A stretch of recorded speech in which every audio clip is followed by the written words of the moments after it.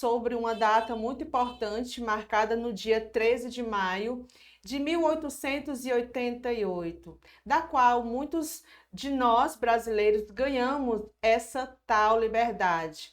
Que liberdade é essa? Já ouviu falar? Será se temos feito bom uso da liberdade que nós ganhamos a custas penas? Se não, fica comigo, a gente vai conversar um pouco sobre isso.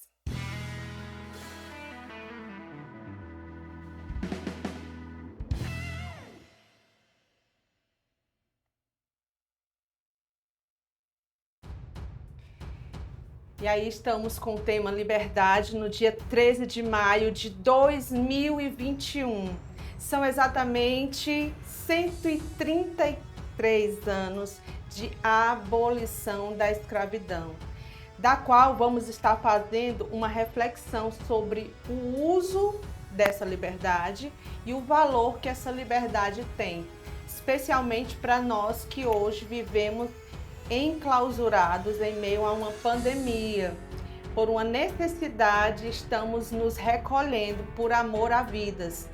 Porém, contudo, todavia, não obstante, nem sempre foi assim. E a história do Brasil, ela foi feita de várias ações que modificaram e não transformaram muitas vidas. Nós vamos estar analisando agora o que eu estou fazendo com essa tal liberdade. Tem até uma música que diz assim: o que eu vou fazer com essa tal liberdade? Certo que esta canção, ela vai levar, tem um fundo romântico, mas aqui a gente vai trazer para a questão do fundo social.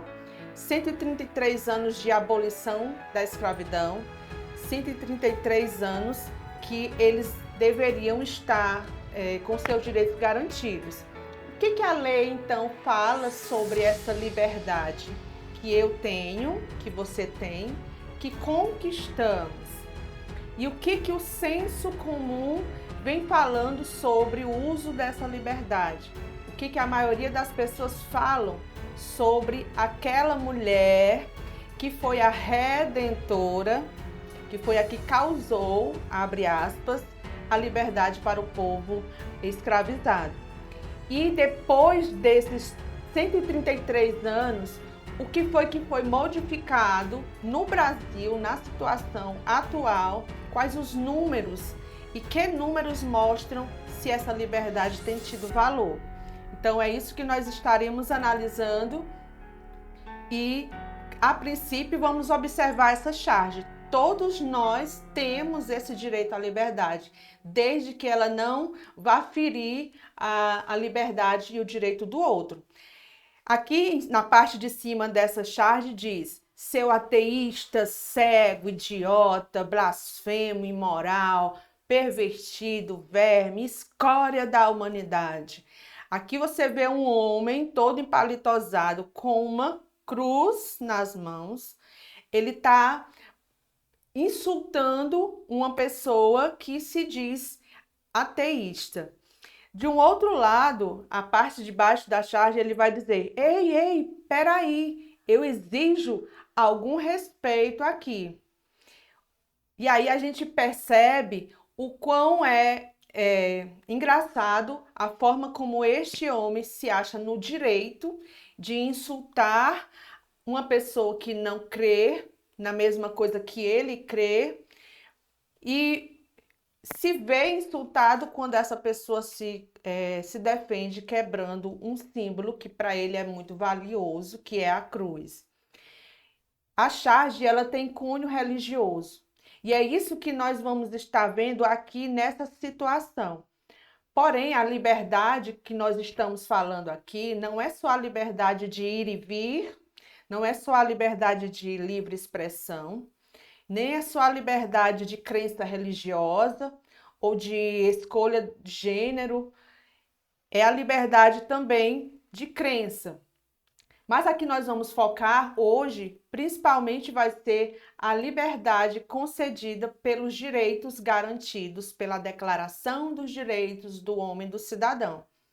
E vocês ao estudarem isso, nós, quando estudamos isso lá na Revolução Francesa, a gente vai ver que no artigo 1º nos garante que os homens nascem e são livres, iguais em direitos. As distinções só podem fundamentar-se na utilidade comum.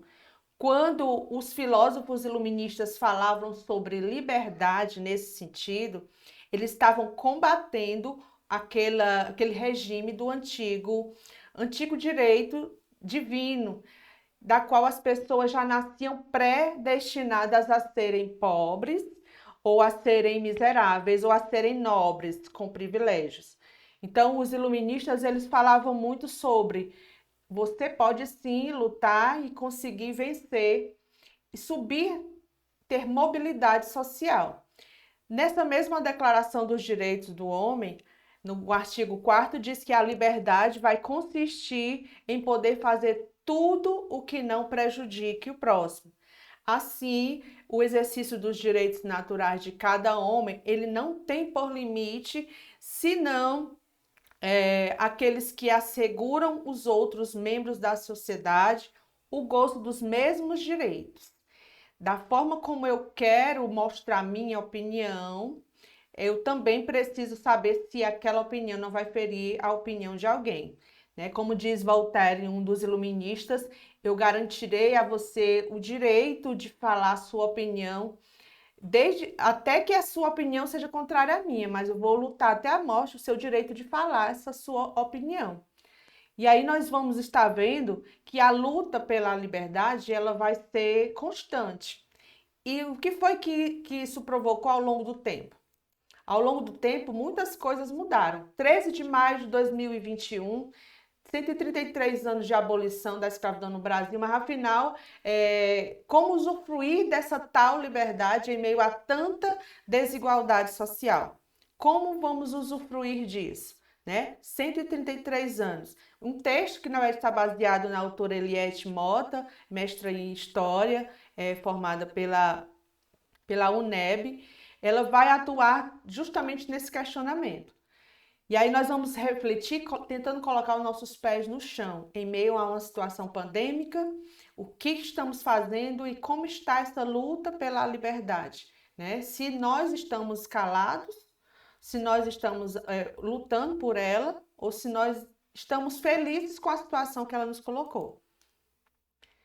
Veremos aqui também, desses 133 anos, o que nós conquistamos, né? Muitas foram as conquistas que nós tivemos em meio a todas essas dificuldades. Apesar de tudo, hoje podemos falar. Mulheres conseguem trabalhar, porém ainda não conseguem ter os seus direitos garantidos em termos de igualdade de gênero. Né? Então essa liberdade ela vai ser constante, e vai ser uma frase que vai acompanhar toda a nossa aula hoje. Porque nós valorizamos o que temos porque sabemos o preço que foi. Se é que nós sabemos o que foi, porque nós não passamos na pele, mas nós temos resquício disso deixado para trás, né? E a gente precisa, e é o papel da história, trazer essa temática de volta. Né? Nos exatos 90 dias que separavam a Lei Áurea do fim do Império e o advento dessa república tão insana para os negros quanto o Brasil colônia, que instaurou a escravidão, o Império e as suas leis que impediram o acesso aos escravos, dos escravos à escola. É um decreto complementar da Constituição de 1824, a primeira Constituição republicana. Ela não dava acesso a terras, né? E ela vai criar essa lei de terras, ou seja, já inicia a liberdade desses recém-libertos sem ter direito à sua terra, tem direito ao seu lugar para morar. E aí a Isabel, a grande princesa Isabel, ela não vai ser essa redentora como consta na história oficial. Ela sim vai estar tentando suplantar e usurpar a peleja dos escravos. Se eu colocar essa benfeitoria só nas costas da Isabel, da princesa Isabel, eu vou estar também esquecendo, tentando deixar para lá o que foi a peleja dos escravos, a resistência a todo esse massacre cultural que teve e aos abolicionistas que há tantos anos atrás vinham lutando. Então, o que ela fez foi a gota d'água, né? Precisava de algo jurídico, precisava de algo que fosse simbólico, que fosse precisar, questão de judicialmente falando, alguém para poder da elite também consagrar e fazer disso aí um decreto mais aceitável ou de forma que as pessoas pudessem levar a sério. Então, o que o senso comum fala é só lembrar da princesa Isabel como redentora, que ela foi essa mulher que vai fazer só esse bem e que a gente deve muito a ela. Claro que ela tem um papel importante, né? Mas a gente não pode esquecer que isso não foi nada, a assinatura dela, aquele simbolismo, né? Daquela pena feita de ouro, à custa de muito sangue, aquele ouro veio a se transformar naquele instrumento que deu o aval para essa liberdade. Não está levando em consideração a vida dos escravos, essa resistência. Então, essa liberdade sem política pública não é liberdade. Como vocês viram, que a gente teve vendo aí, assim que essa liberdade foi assinada, eles levaram um pé na bunda. Simplesmente foram jogados porque não estavam sendo mais necessários. E a sua mão de obra vai ser substituída por alguém que vai ser europeu, branco, e ele vai estar sendo novamente voltando de cabisbaixo, para não falar outra expressão que a gente costuma usar, para dentro desses mesmos locais, desses mesmos homens latifundiários, para também viverem de favores. E aqui a gente vai analisar o que esses números dizem, o que esses números falam sobre a situação da liberdade do Brasil e o que esses negros pós-abolição estão vivendo ainda hoje, em pleno século XXI. Como o nosso último censo foi em 2018, não tivemos condição de fazer o censo em 2020 por conta da pandemia.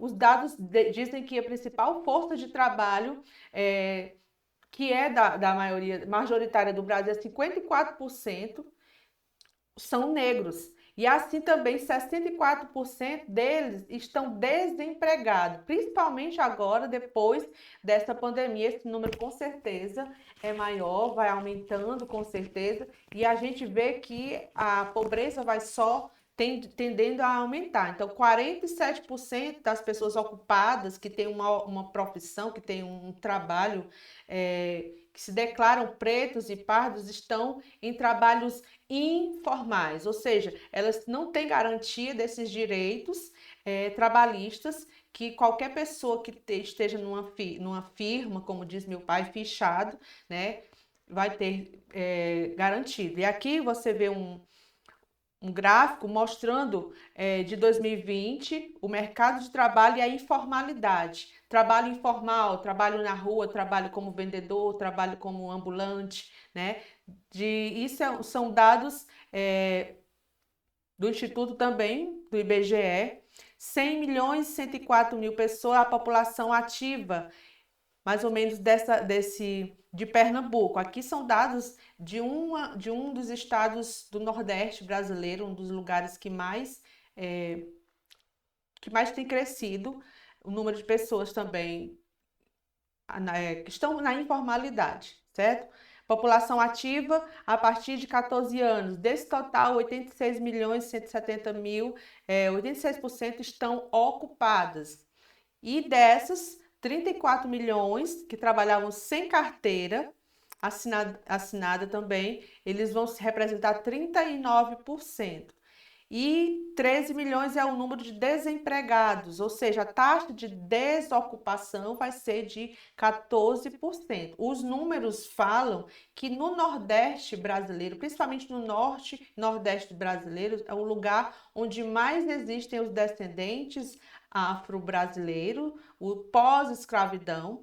Está no Brasil inteiro, porém é uma imensidão de pessoas que mais estão habitando nessas regiões, e dessas a maioria estão desocupadas. Desses desocupados, por gênero, 16,4% são mulheres, 11% são homens, e a taxa, quando vai para a questão de gênero, de cor, os pretos são 17,2% e os pardos são 15,8%, onde os brancos desocupados são 11%, ou seja, a minoria, juntando pretos e pardos, nós vamos ter mais de 30% da população desocupada. Pessoas sem nenhuma renda, e quando você fala isso com um pai de família, você dormir sem conseguir saber como será o seu novo amanhã, porque tem filhos para alimentar, né? E esses dados aqui também vão comprovar essa taxa de desocupação. Outubro a dezembro de 2020, Pernambuco, 3.945.000 é a população ativa. Desse total, 3 milhões de pessoas, 81% estão ocupadas. Dos 3 milhões, só 196 mil vão estar ocupadas. E dessas, 1.667.000, ou seja, 52%, vão trabalhar sem carteira assinada. E dessas também nós vamos ter 749 mil o número de desempregados. A taxa vai chegar aí a 19%. Por que é importante a gente perceber isso? O que nós, depois de 133 anos, estamos fazendo para reverter esse quadro? Como é que estamos nos comportando como estudantes para reverter? Estamos alimentando para que futuramente continuem os números de pobreza aumentando, as taxas, né? Então é preciso que as taxas de pobreza e de pobreza extrema, infelizmente, diminuam, mas infelizmente até o momento elas são maiores entre as populações negras, e especialmente dentro da região norte e nordeste. Então, a liberdade deve ser sinônimo de direitos iguais. Quando 11% das pessoas estão trabalhando somente, mais de 30% não estão trabalhando, o principal dos direitos dos cidadãos estão sendo negados. Então, cadê os direitos iguais? Cadê a liberdade que me deveria ser assistida como cidadão? E a gente vê por um grupo de pessoas que estudam agora. Poucos são os que conseguem acompanhar. Nós estamos numa turma aqui de 9º ano, de muitas pessoas que deveriam estar e não estão. E por que não estão? Tem várias causas sociais, também tem negligências, mas a gente não está aqui para para também pontuar, que não é o caso, o assunto, né? Mas a gente precisa ver que o analfabetismo vai dobrar, vai aumentar, principalmente nessa época de pandemia, por falta do uso ou da oportunidade que tem de se estudar por uma via que nós temos agora de internet. Então, voltando aos números, a taxa de analfabetismo entre negros de 15 é mais do que o dobro em comparação a de jovens brancos da mesma idade.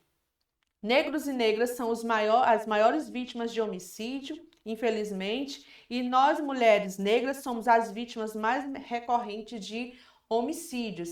E é horrível poder ter que dizer notícias como essa, né? Quando se fala em representatividade nos cargos públicos, aí que esses números não crescem, diminuem. Por quê? Se não tem estudo, se não tem alimentação, não tem uma boa moradia, não vai ter estudo, não vai ter esclarecimento, não vai chegar no nível médio, no mínimo. Como vai chegar numa faculdade? Como vai ocupar um cargo público? Como vai subir? Então, dentre nós que estamos tendo a oportunidade de acesso à informação, quantos de nós estão valorizando a educação que temos, né? Então, a gente precisa ver que essa luta pela liberdade, ela precisa ser uma luta constante. E você, como eu, precisa se conscientizar do papel da educação, que ela sempre foi, em todos os países, o resultado e a chave para solucionar os problemas de qualquer país. Desde que haja o interesse público, em ter investimento público, políticas públicas e uma boa força, uma base familiar para investir nessa formação. Aqui nós vimos que, como essa liberdade vai ter sempre essa luta constante, Angela Davis sempre repete isso, nós vamos ver que esses 3 povos, indígenas, negros e brancos, que formam o essencial, formam a base, formam o que é o Brasil hoje, ele vai precisar lutar mais. E hoje é uma constante. O indígena ainda luta pelas suas demarcações de terra, pela liberdade de mostrar sua cultura, a liberdade até de ter uma educação e se manter na sua identidade, ser respeitado como um índio, mesmo usando celular ou mesmo tendo uma casa que não seja uma oca, como a gente sempre imagina que os indígenas precisam viver eternamente, não evoluam, né? Então, os índios hoje lutam ainda por simplesmente o direito de viver numa terra. A gente tem vários depoimentos e o Instituto ISA, né, ele vai trazer muitas informações sobre isso, que essa justiça das etnias, essa justiça étnica, para quem construiu o nosso país nos lombos, como foi os indígenas e os negros, elas precisam ser valorizadas. A gente não pode esquecer. Então, o índio como legítimo descobridor precisa ser respeitado, assim como o negro, que também teve açoites nos lombos, para não dizer mais coisas, porque foram violentos os açoites que tiveram e outras coisas mais. Eles ainda hoje lutam por direitos iguais, desde a moradia até o acesso à educação. Então, principalmente, pelo menos, tendo direito a frequentar uma universidade, né? Então, para que ele chegue à universidade, no mínimo é para ele estar sendo matriculado nas escolas de nível superior, terminar o ensino médio. E a gente está vendo o índice de pessoas abandonando a escola nessa época de pandemia tremendo e perigosíssimo. Como será a nossa geração daqui a 10 anos? Como serão os que estão aqui, essa peneira que estão aqui nessas salas de aulas virtuais? Quem vai conseguir se sobressair, né? Com certeza é quem tem muita força de vontade. Enquanto que os brancos, que infelizmente ainda são a grande maioria que tem o poder, mas que estão com esse poder na mão, precisam garantir essa política que a gente chama de política reparadora, né? Uma política que precisa questionar o que vem fazendo para que essas políticas públicas possam fazer valer na vida, no dia a dia das pessoas mesmo. Então, a nossa riqueza maior brasileira é mesmo a nossa diversidade, mas não só porque somos misturados, miscigenados, mas é porque temos esses valores dentro de cada um e essa força. Então, aqui, essa liberdade de lutar por este povo, lutar por esses direitos, é preciso que nós valorizemos. É preciso que a gente leve em consideração as lutas passadas. E essas lutas passadas, elas vão estar, com certeza, mexendo no pensamento das pessoas, e a começar em nós, a começar lá na minha sala de aula, lá na minha casa, com a minha tarefa, com a minha obrigação de fazer o que eu preciso fazer para o meu bem, porque penso no futuro, né? Então, essa é a ideia que a gente pensa sobre liberdade, que o dia 13 de maio de 1888, que agora na próxima semana vai fazer 133 anos, que possamos repensar o que nós estamos fazendo com essa liberdade. E assim concluímos a nossa aula, né? Gostaríamos de agradecer quem ficou comigo até agora, que você possa se inscrever, deixar seu like e compartilhar com seus amigos. Muito obrigada pela sua atenção e até nosso próximo encontro.